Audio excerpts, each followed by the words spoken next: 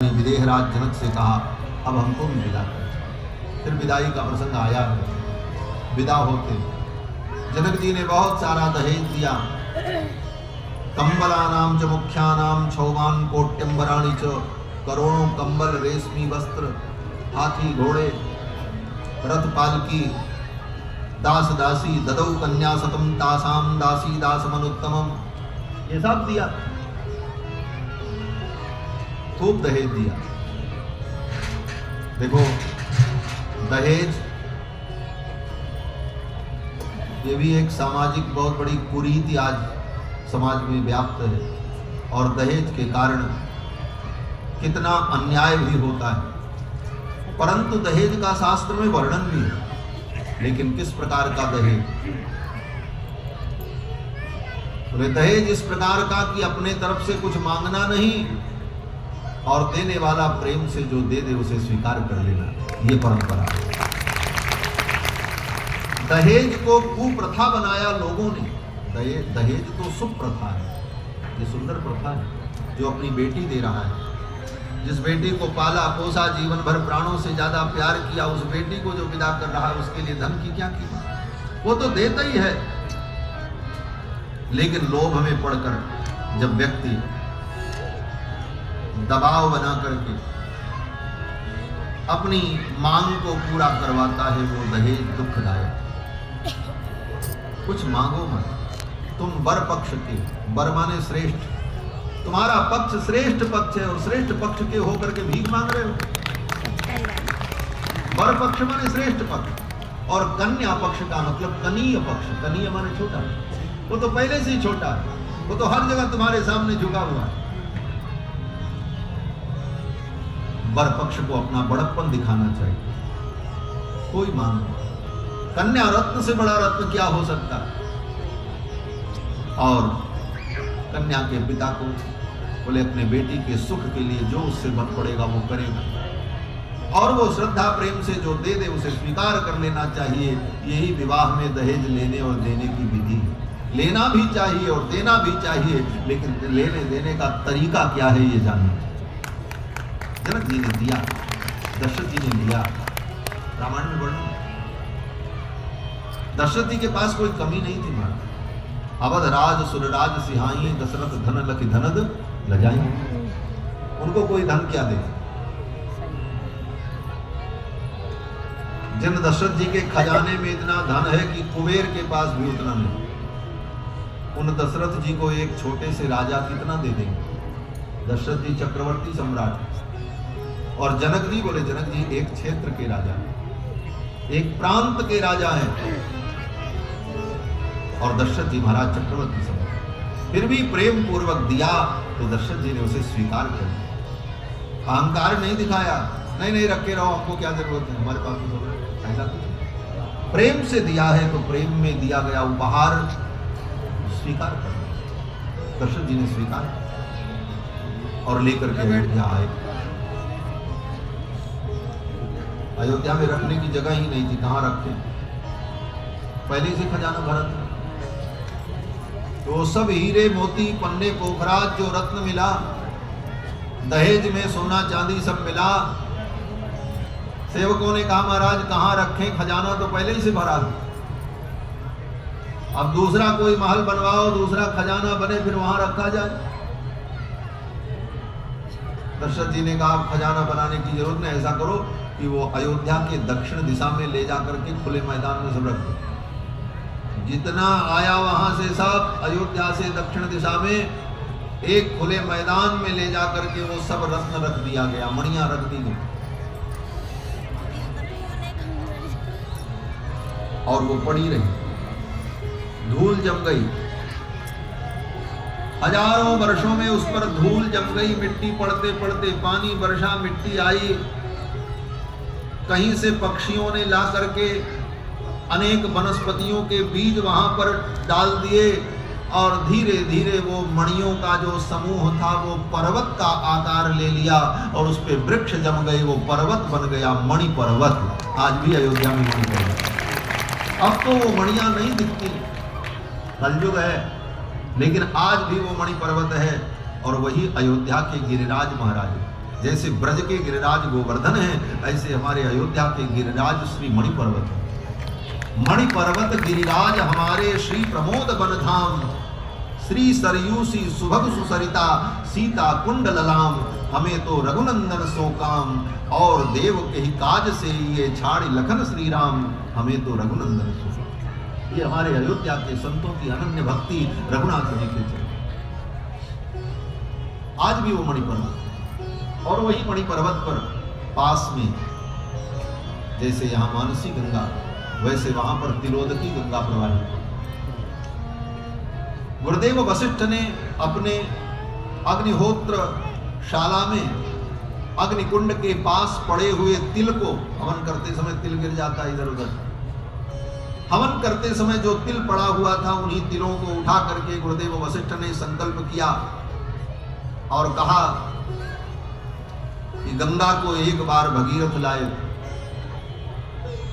आज मैं इस पर्वत की शोभा के लिए गंगा का आवाहन करता हूं, ब्रह्मलोक से गंगा की एक धारा इस धरती पर प्रवाहित हो।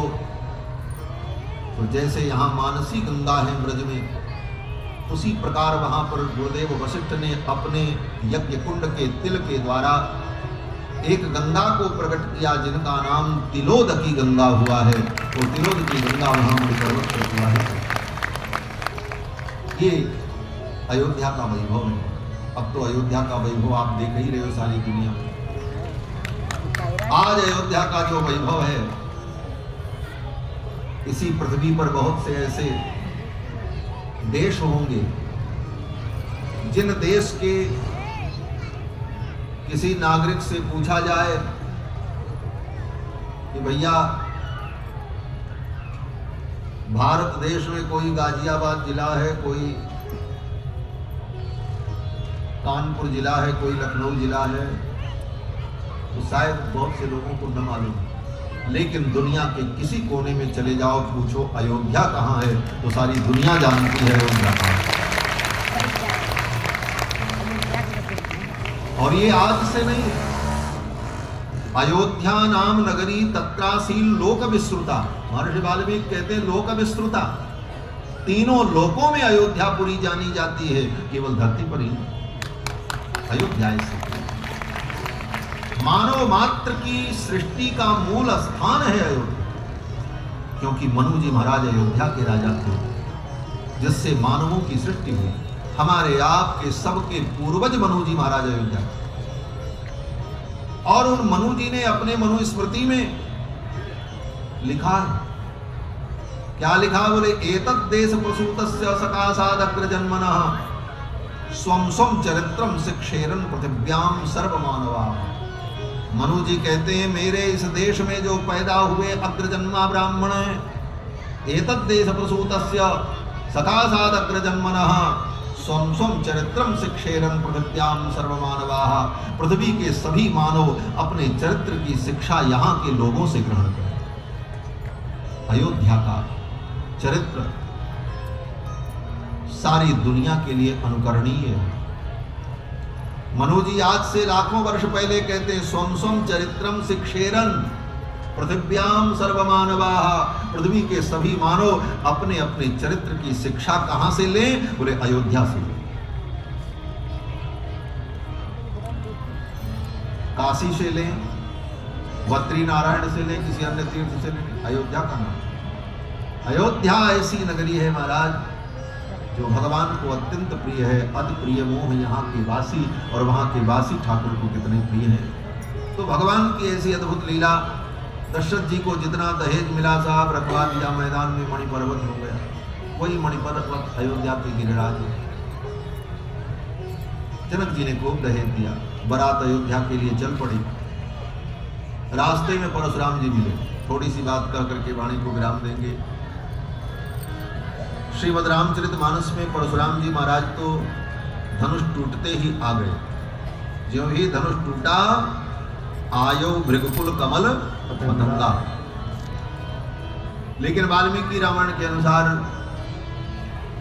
परशुराम जी रास्ते में मिले, पंथ मिले भृगुनाथ, हाथ फरसा लिए परशुराम जी आ गए।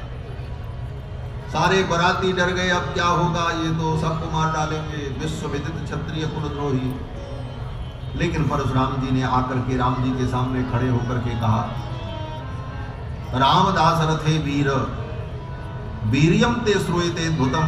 हे राम, तुम्हारे पराक्रम को मैंने सुना है लेकिन देखा नहीं। क्या सुना है? बोले तुमने माहेश्वर धनुष तोड़ा है। उस धनुष को कोई देवता, यक्ष, किन्नर, गंधर्व नहीं तोड़ सकता। मनुष्य की तो कोई गति ही नहीं है, क्वा गतिर ही मनुष्याणाम। और सुना है कि तुमने तोड़ा है। तो अगर तुमने तोड़ा है तो फिर तुम मानव नहीं हो, तुम नारायण हो। और यही निर्णय करने के लिए मैं आया हूं, क्योंकि मैंने देखा नहीं है तोड़ते हुए।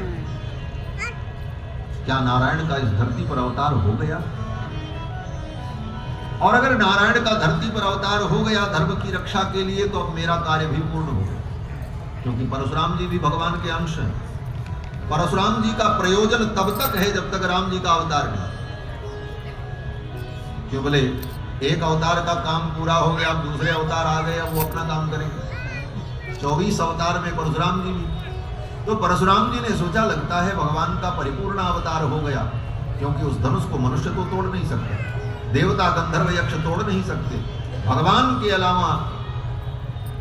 और भगवान में भी केवल दो लोग, या तो भगवान नारायण तोड़ सकते हैं या तो भगवान शिव तोड़ सकते हैं। और शिव का ही धनुष है, शिव क्यों तोड़ेंगे? शिव तो तोड़ेंगे नहीं, क्योंकि उन्हीं का धनुष। तो फिर तोड़ा कौन? बोले तोड़ा तो राम जी ने। बोले तो ये राम साक्षात नारायण हैं।